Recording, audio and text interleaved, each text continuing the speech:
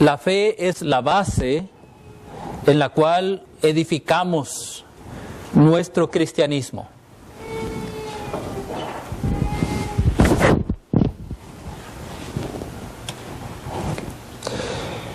La fe es el cimiento,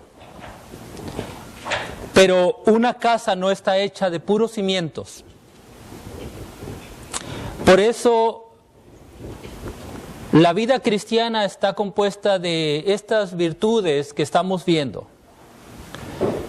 Muchas personas dicen que con solamente creer, si la fe sola fuera suficiente, ¿por qué Pedro escribió que le añadamos a la fe virtud, a la virtud conocimiento, al conocimiento dominio propio, al dominio propio paciencia, a la paciencia piedad, a la piedad afecto fraternal y al afecto fraternal amor? ¿Por qué? Pregúntense, si la fe fuera suficiente por sí sola, ¿por qué Pedro, inspirado por el Espíritu Santo, dice que tenemos que añadir esto? Y no solamente eso, dice que si no hacemos esto de añadirle a la fe, lo que pasará es que vamos a caer de la gracia. Esto prueba que las teorías humanas sin base bíblica o sacado de algún texto fuera de su contexto lleva a doctrinas equivocadas. Por lo tanto, tiene que ser analizada la Escritura en todos sus aspectos. ¿Por qué caen los hermanos? ¿Por qué no están firmes en la fe? Porque tal vez les faltó algo de estas virtudes. Porque les faltó a lo mejor fe, o porque posiblemente no tuvo dominio propio y cayó en un pecado, o tal vez porque no amó a sus hermanos y no los pudo tolerar en sus fallas, en sus defectos, y pensó que él era mejor que sus hermanos, entonces no podía convivir con hermanos defectuosos, así que mejor se va. Y echando pestes de hermanos diciendo, mira, me salgo de la iglesia por culpa de fulano, o me salgo de la iglesia por culpa de la hermana X, que no es lo que parece, o cosas así. Siempre un hermano que se salga, si lo analizamos bien, le faltó algo de estas virtudes. Tal vez conocimiento. ¿Cuántas personas se van de la iglesia porque no entienden lo que Dios quiere? Hay personas que ya están predispuestas a no creer que Dios castiga.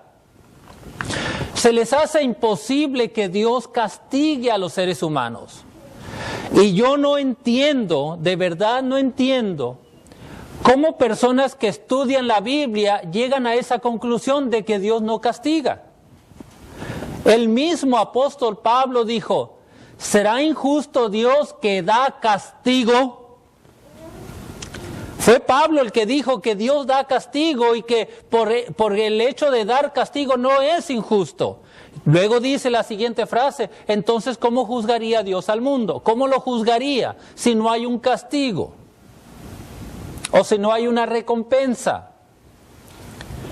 Cuando nosotros crecemos en el conocimiento de la palabra de Dios, vamos a ver que Dios es severo, sí, pero también Dios es amor. Ambas cosas están en Dios. Severo para los que no permanecen, amoroso para los que permanecen en su palabra. Pero cuando un hermano no tiene el conocimiento porque no estudia, porque no pone atención a los cientos y miles de sermones que se dan a través de los años en cada lugar, en cada edificio de la iglesia de Cristo, pues no va a entender y se va a ir. Por eso esta lección que estamos viendo por partes es muy importante. Si usted dice que tiene fe, qué bueno, empezó bien. Sin fe es imposible agradar a Dios, Hebreos 11:6.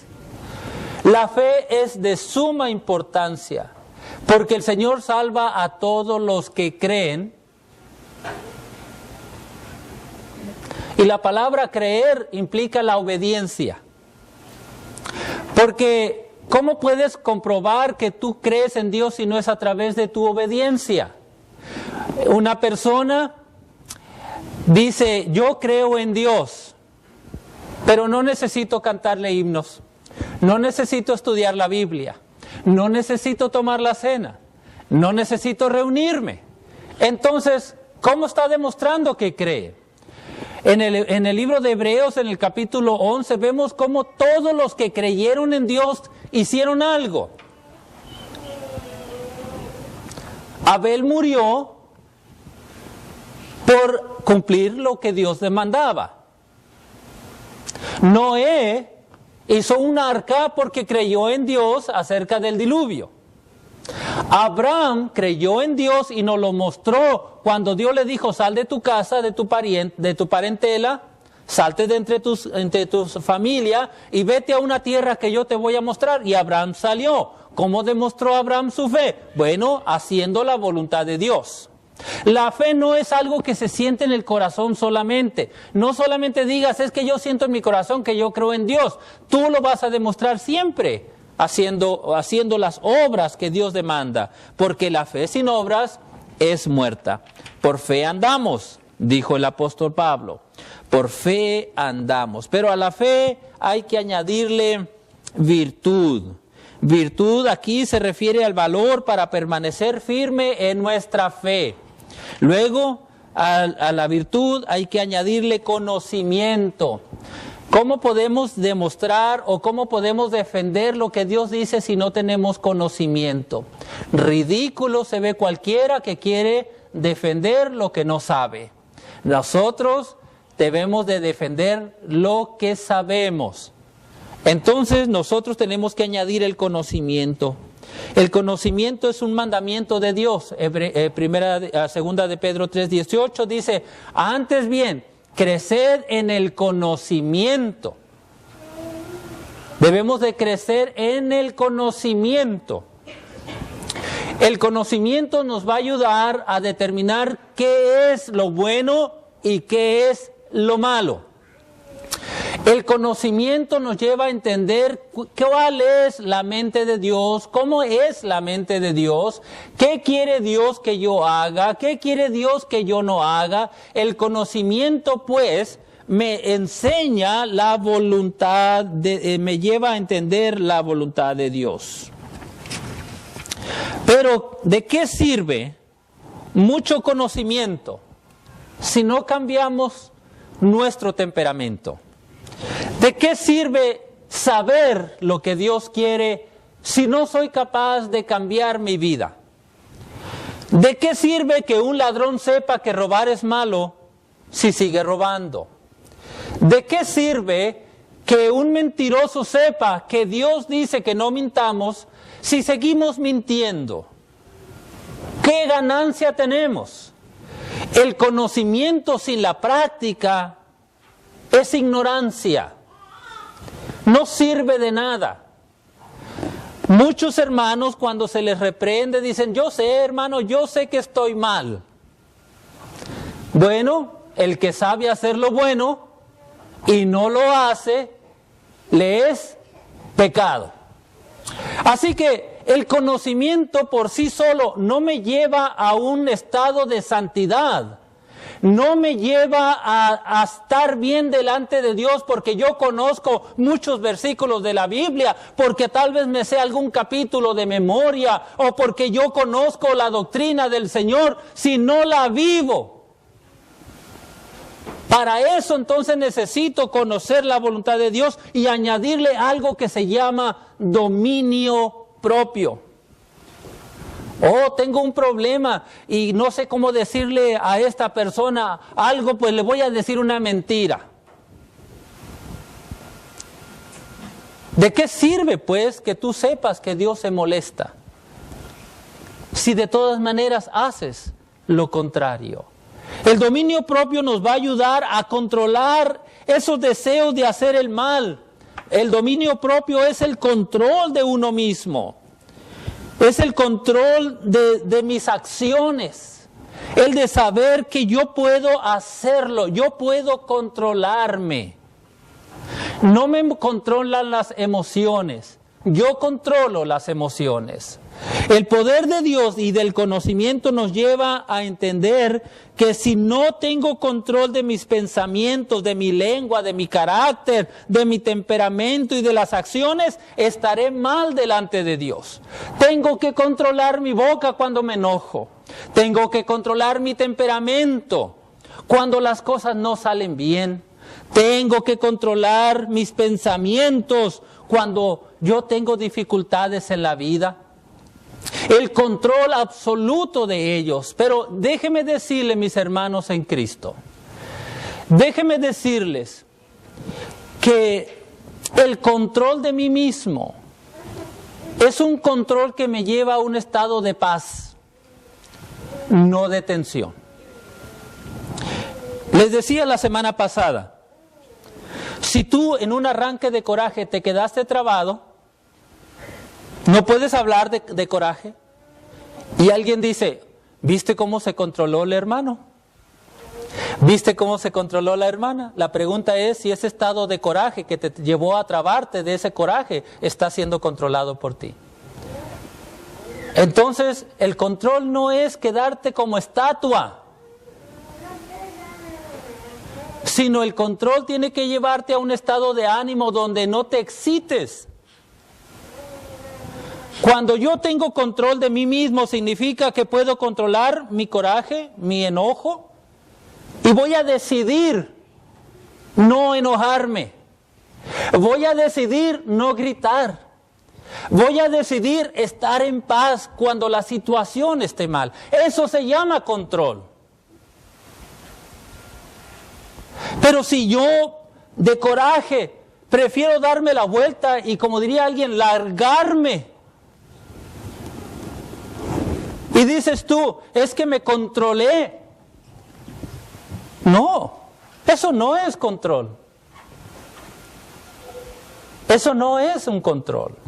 Así que cuando la Biblia dice, hermanos, controlar, significa el tener el dominio de todo lo que es mi temperamento, mi interior. Cuando las cosas no van bien, tú tienes dos opciones. Decides perder el control o decides controlarte. Y controlarte significa, el hermano me ofendió, el hermano me ha dicho cosas duras, pero voy a decidir no enojarme. Fíjense bien, ahí ya estás decidiendo controlar. Voy a decidir no gritarle. Voy a decidir no volverle su ofensa. Voy a decidir estar en paz.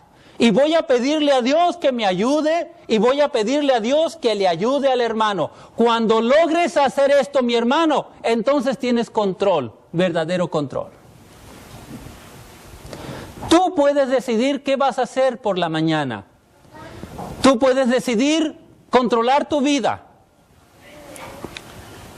Desde la mañana puedes decidir. Te hincas ante tu Padre Celestial y le dices, Señor, hoy decido, hoy quiero controlar mi vida a través de tu conocimiento. Hoy quiero controlar mis emociones. Dame tu bendición, dame tu ayuda. Y si un hermano me ofende, hoy decido perdonarle ahora. Y si un hermano decide hacerme el mal desde ahora, Señor, yo ya le estoy perdonando. Señor, ayúdame a controlar mi coraje. Ayuda a controlar mi rencor. ayúdame a controlarlo. Hoy no quiero ser controlado por ellos. Y cuando tú digas eso en la mañana, entonces cada cosa mala que te esté saliendo, ya estás preparado, ya estás en control. Tú sabías que podía ocurrir, tú sabías que podían pasar cosas negativas, pero te preparaste. ¿Y cómo lo hiciste? Bueno, porque tienes el conocimiento de la palabra de Dios para saber cómo responder. El ojo por ojo, el diente por diente no van a estar en ese día. Vas a tener control. Pero si tú no te propones controlar tu vida, nunca lo lograrás. Porque siempre los problemas que enfrentes te van a sorprender. Oh, yo no esperaba discutir con el hermano esta mañana. Oh, yo no esperaba que la reunión se pusiera de esa forma. Yo no esperaba que un hermano dijera, hermano, yo me salgo de la iglesia porque aquí son puros hipócritas. Yo no lo esperaba. No, tenemos que esperar todo de la vida. Y para poderlo controlar, tienes que saber qué puede ocurrir. ¿Qué vas a hacer? ¿Qué vas a hacer si ahorita saliendo de la reunión alguien te grita? ¿Saben? Le estaba diciendo a un hermano hace unos días que yo salí de aquí y me metí en el área para dar vuelta a la izquierda, pero venía un carro que no alcancé a ver, que se metió se puede decir que se metió desde aquí en el área para dar la vuelta, así que yo me metí en mi lugar donde se debe de meter, y entonces esta señora tuvo que frenar muy fuerte porque venía, no sé, como si fuera el lugar normal. Entonces, no les miento, me persiguió no sé cuántas calles para allá, gritándome y gritándome y gritándome, y no dejaba la señora de gritarme un montón de ofensas. Yo nomás, casi al principio cuando me di cuenta, le dije, discúlpeme. Pero la señora no aceptó eso. Y se fue así, mire, se fue a un lado de mi carro, gritando y gritando y gritando. Y de repente yo pensaba, ¿hasta cuándo se va a ir esta señora? Bien, entonces, ¿cómo respondemos a esto? Si tú no propusiste en tu corazón dominarte a ti mismo, vas a caer en la provocación.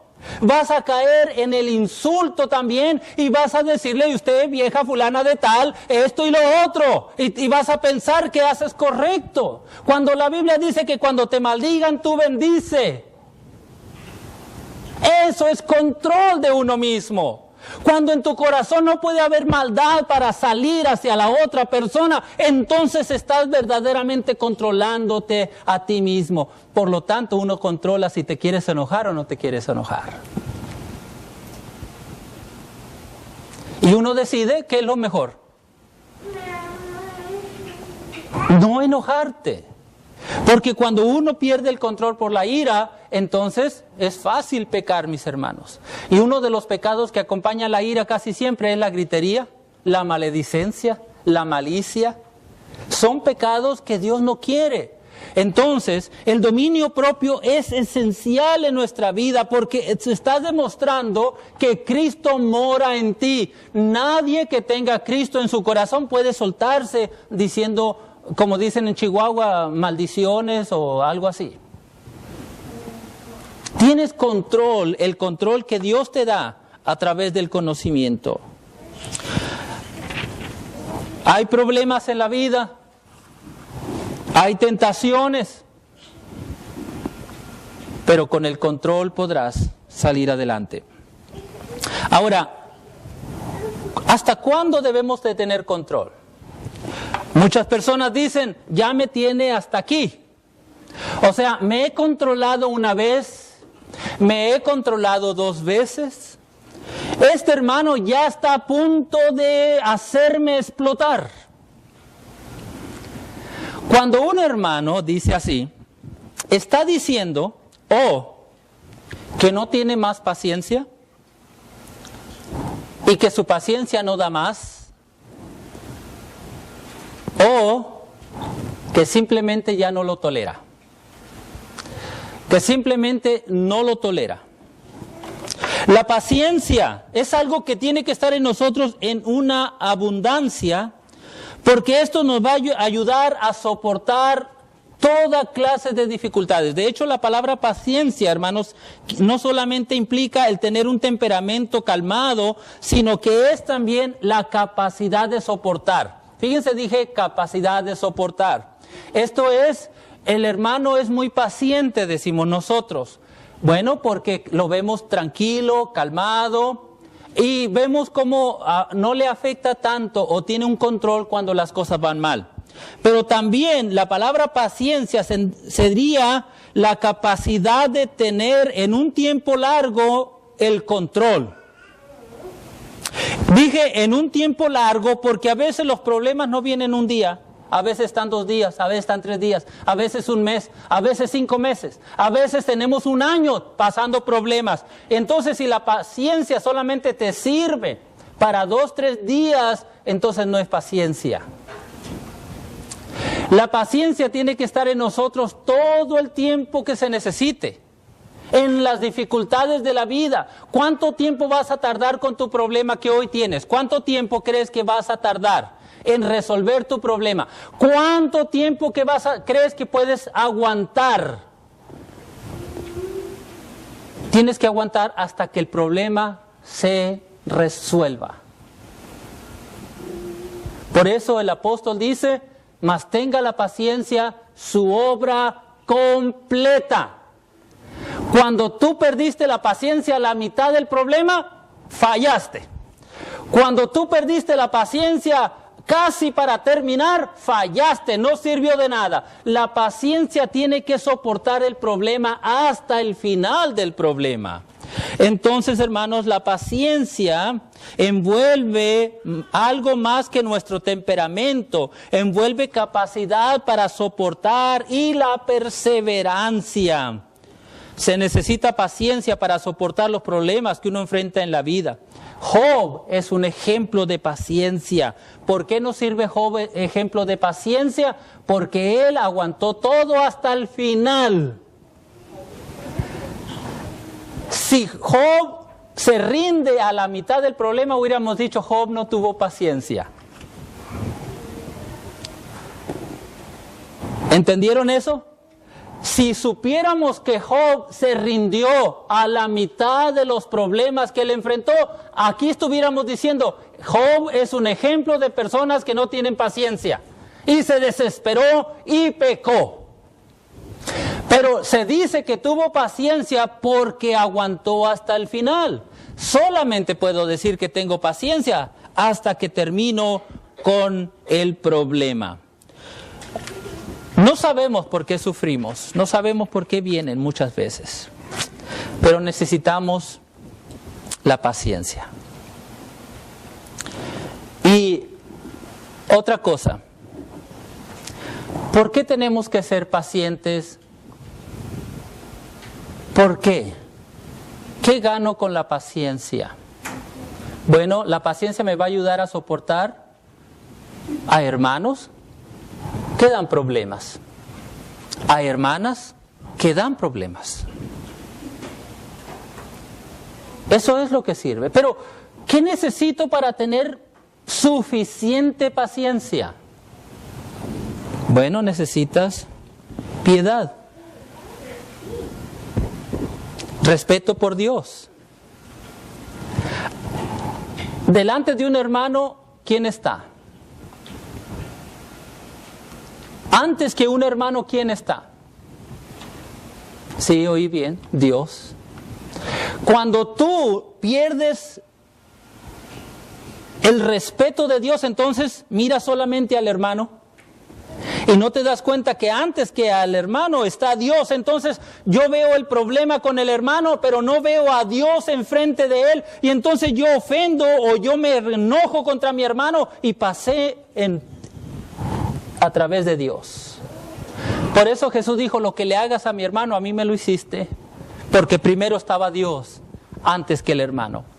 La piedad es algo que nos va a ayudar a respetar a Dios.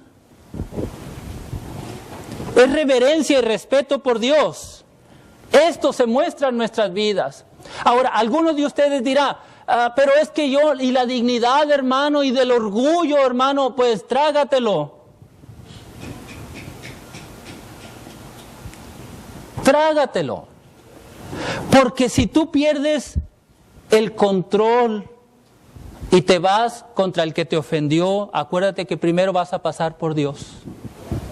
Y lo que le hagas a tu hermano, se lo haces a Dios.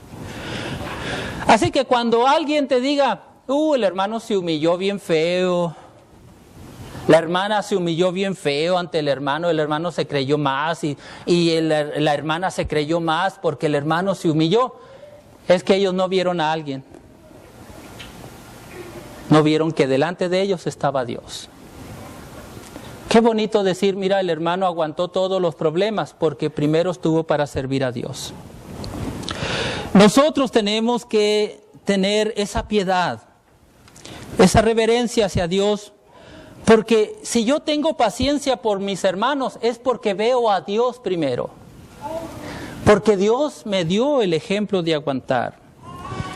Y luego, hermanos, a la piedad le vamos a añadir afecto fraternal.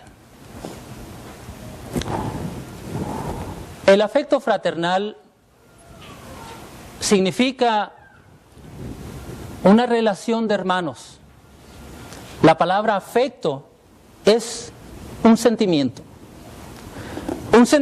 de hermandad.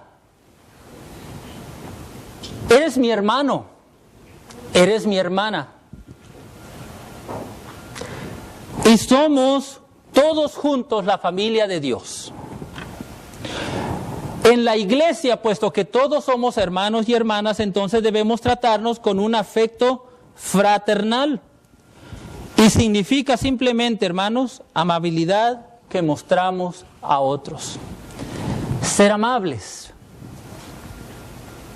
Tratar con respeto a los demás. La amabilidad es algo que nos debe caracterizar. Ser muy amables. ¿Sí le bajas tantito, mijo, por favor? Gracias.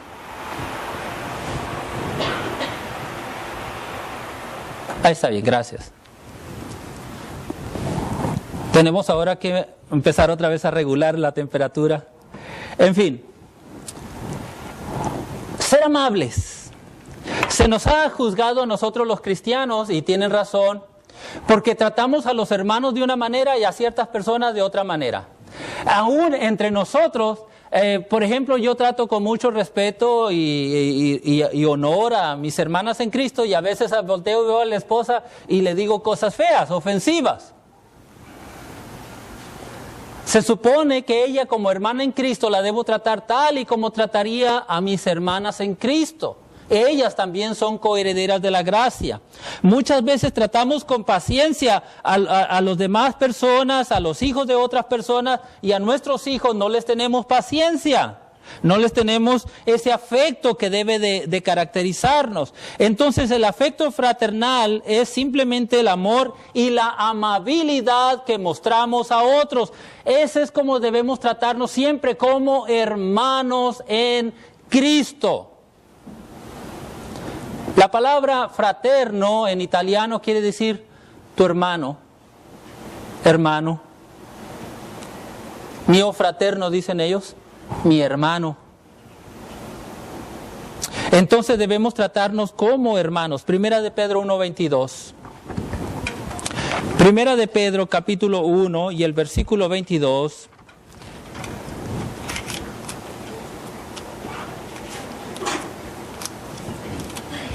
Primera de Pedro, capítulo 1, versículo 22 dice: habiendo purificado vuestras almas por la obediencia a la verdad mediante el Espíritu, para el amor fraternal no fingido, amaos unos a otros entrañablemente de corazón puro. Primeramente dice el amor fraternal no fingido. No fingido. No debemos nunca aparentar que amamos a los hermanos. Nunca debemos ser hipócritas de tal manera que yo te saludo, pero en mi corazón te odio. Y te digo, Dios te bendiga, pero en mi corazón quisiera que te murieras. Te digo que el Señor te guarde, te apoye, te bendiga, te lleve, te llene de bendiciones, pero en mi corazón no lo deseo. Qué triste que nosotros muchas veces saludamos al hermano o a la hermana, ponemos una sonrisa, una máscara de sonrisa y le decimos, Señor, hermano, que Dios te bendiga. Cuando en el corazón no hay amor. Pero también es muy triste que un hermano para decir, yo no soy hipócrita, así que si tengo mala cara contra ti es porque la tengo contra ti. Los dos extremos son malos, el aparentar que amamos a los hermanos y el mostrar ese odio también es malo, porque Dios dice que si no perdonas a los hombres sus ofensas, tampoco Dios te perdona. Y cuando ores, perdonad. Así que si yo voy en oración a Dios y tengo coraje contra mi hermano y yo digo simplemente, hermano, Dios, tú sabes que no soy hipócrita, ya se dio cuenta mi hermano que estoy enojado con él, sí, ya lo sabe, y qué bueno, ¿verdad, Señor? Porque yo no soy como él, yo soy franco, yo así soy, ¿verdad, Señor? Señor, está diciendo allí, ponle allí, más adentro del infierno, cada vez que diga que está bien, mételo más adentro, mételo más adentro. Él es el malo, porque yo no soy hipócrita, ¿verdad, Señor? Más adentro mételo.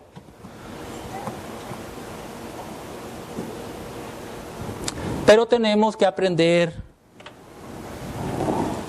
a amarnos. Porque de tal manera amó Dios al mundo. ¿De qué manera amó Dios al mundo? En que siendo aún pecadores, Cristo murió por nosotros. Él nos amó aunque nosotros le fallamos a Él. El amor de Dios, el Padre, no cambia por el hecho de que nosotros fallamos. Él, su amor no lo cambia. Él es siempre igual. Y es en este punto donde entramos entonces en el amor.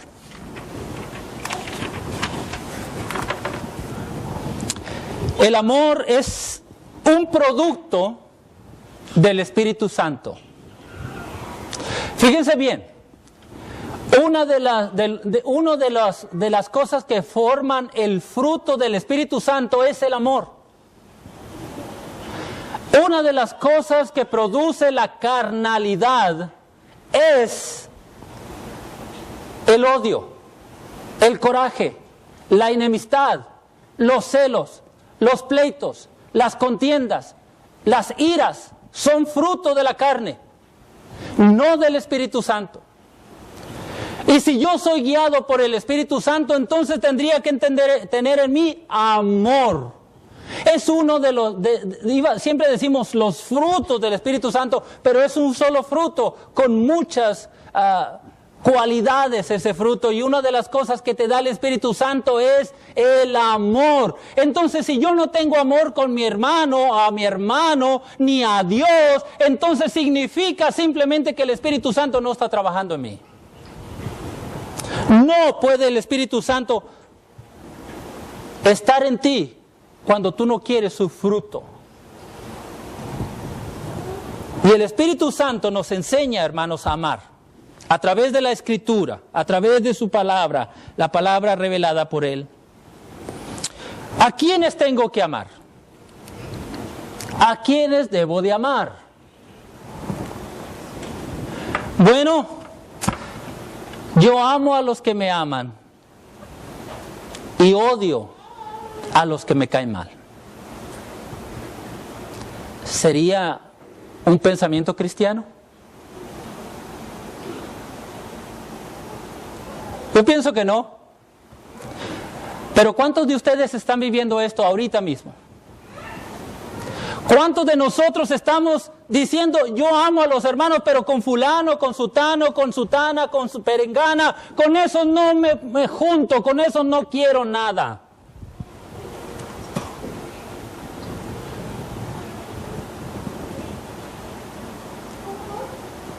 ¿Crees que Dios te dice que ames de esa forma? Dios nos enseña a amar. Vamos a leer Mateo, En el Evangelio de Mateo,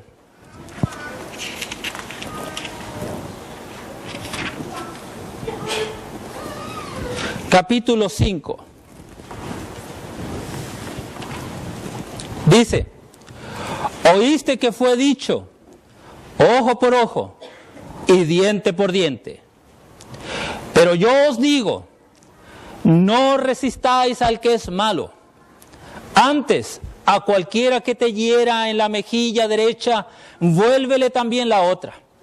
Y al que quiera ponerte a pleito y quitarte la túnica, déjale también la capa. Y a cualquiera que te obligue a llevar carga por 1 milla, ve con el 2. Al que te pida, dale. Y al que quiera tomar de ti prestado, no se lo rehuses. Oíste que fue dicho, amarás a tu prójimo y aborrecerás a tu enemigo. Pero yo os digo, amad a vuestros enemigos, bendecid a los que os maldicen, haced bien a los que os aborrecen y orad por los que os ultrajan y os persiguen, para que seáis hijos de vuestro Padre que está en los cielos, que hace salir su sol sobre buenos y malos, o malos y buenos, y que hace llover sobre justos e injustos. Porque si amáis a los que os aman, ¿qué recompensa tendréis? ¿No hacen también lo mismo los publicanos? Y si saludáis a vuestros hermanos solamente, ¿qué hacéis de más? ¿No hacen también así los gentiles? Sed pues vosotros perfectos, como vuestro Padre que está en los cielos es perfecto. ¿Notaron, hermanos? La idea de estar bien con los que están bien es una idea equivocada. La idea de yo llevármelas con lo que se llevan bien conmigo es una idea carnal o diabólica. La posición que Dios me pone es: ama a tu enemigo, bendice al que te maldice, haz el bien al que te hace el mal. Por eso el amor está encima de todo, porque con amor tengo paciencia, con amor tengo control, con amor tengo benignidad, bondad, fe, templanza. Con el amor tengo todo, hermanos. Y si yo no tengo amor, ¿cómo voy a tener paciencia? Si no tengo amor, ¿cómo voy a tener control, dominio propio? Porque el amor no hace nada individuo, no guarda rencor. El amor hace el bien, no hace el mal. Entonces, hermanos, capítulo 22, de ahí mismo de Mateo, capítulo 22, 37.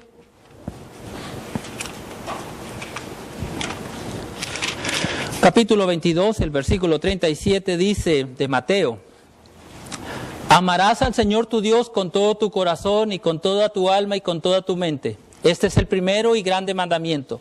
Y el segundo es semejante: amarás a tu prójimo como a ti mismo. De estos 2 mandamientos dependen toda la ley y los profetas.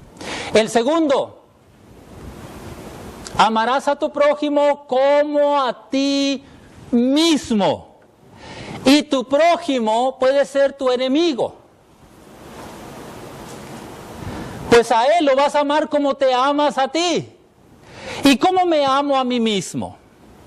Bueno, yo quiero dormir bien, quiero comer bien, vestir de la mejor manera que pueda. Quiero tener muchas cosas buenas a mi alrededor porque me amo.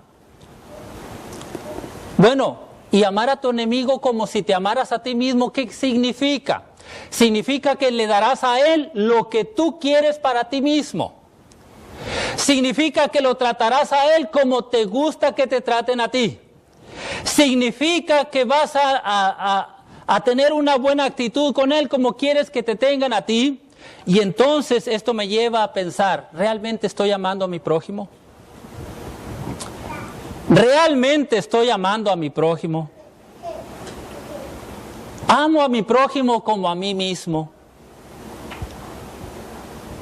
Si digo que no, hay algo malo allí. Estás mal delante de Dios. Si digo que sí lo amo, entonces no debe haber en ti rencor, No debe de haber en ti falta de perdón. No debes de tener enemigos, en un sentido general, para ti.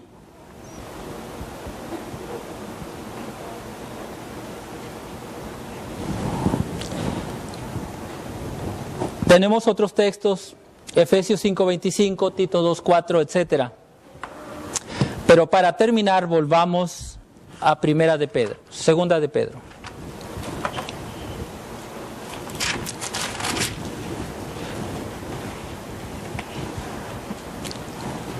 Segunda de Pedro, capítulo 1,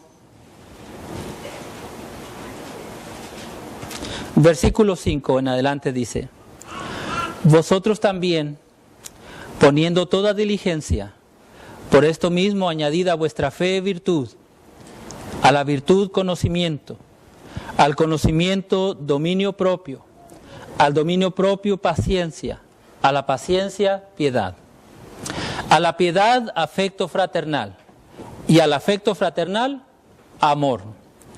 Porque si estas cosas están en vosotros y abundan, no os dejarán estar ociosos ni sin fruto en cuanto al conocimiento de nuestro Señor Jesucristo. Pero el que no tiene estas cosas, noten, pero el que no tiene estas cosas tiene la vista muy corta, es ciego, habiendo olvidado la purificación de sus antiguos pecados. Por lo cual, hermanos, tanto más procurad hacer firme vuestra vocación y elección, porque haciendo estas cosas no caeréis jamás.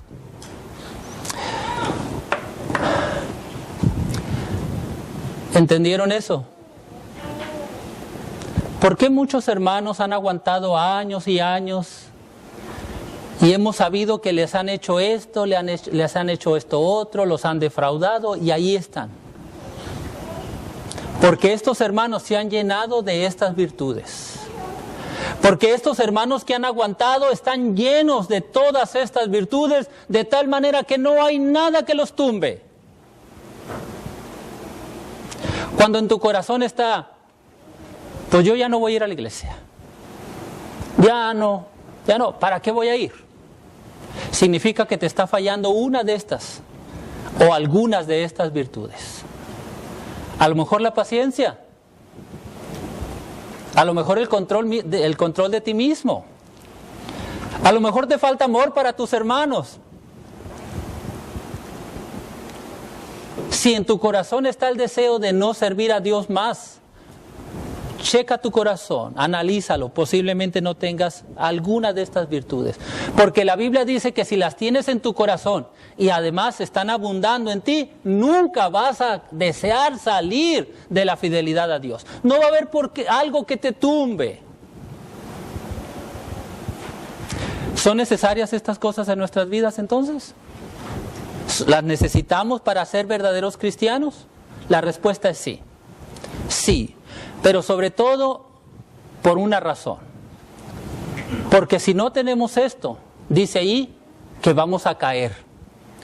Dice, si las tenemos, nunca vamos a caer. Pero si nos fallan, entonces vamos a caer. ¿Caer de qué? ¿Qué significa caer? ¿De dónde vamos a caer? Hay algunos que dicen el que es salvo siempre es salvo. O sea, dicen que si tú ya creíste en Cristo y aceptaste, etcétera, dicen tú ya eres salvo, no vas a caer nunca. Aquí dice que si te falta alguna de estas o estas, sí vas a caer. Caer de la gracia significa caer del amor de Dios, de la salvación de Dios. Entonces, ¿por qué debo de luchar para tener estas virtudes? Porque si las tengo en mi corazón, nunca caeré de la salvación de Dios. Pero solamente si las tengo, y si no las tengo voy a perder mi salvación. Aunque el mundo te diga, no, la salvación no se pierde, aquí dice que sí puedes caer. Puedes caer de la gracia de Dios. Hazlo por ti también. Bueno, vamos a trabajar en esto. Vas a leer en tu casa esta porción de la Escritura. Y marca lo que tú crees que necesitas trabajar. A lo mejor dices, no, ya la fe yo la entiendo. Vas a decir, no, el conocimiento lo tengo. pero no tengo paciencia, no tengo amor. Entonces vas a trabajar en eso. Vas a trabajar en eso, porque si te falla esto, o lo que tú sabes que te está fallando, el peligro de caer de la salvación estará siempre latente. Que Dios nos ayude a crecer en estas virtudes. Que Dios nos ayude, porque cuando tengamos esto, entre los hermanos nunca habrá falta de paciencia, falta de amor, falta de dominio propio. Siempre tendremos esto entre nosotros. Que Dios les bendiga, que Dios nos bendiga y nos ayude a ser esos cristianos que Dios espera de nosotros. Que Dios les guarde.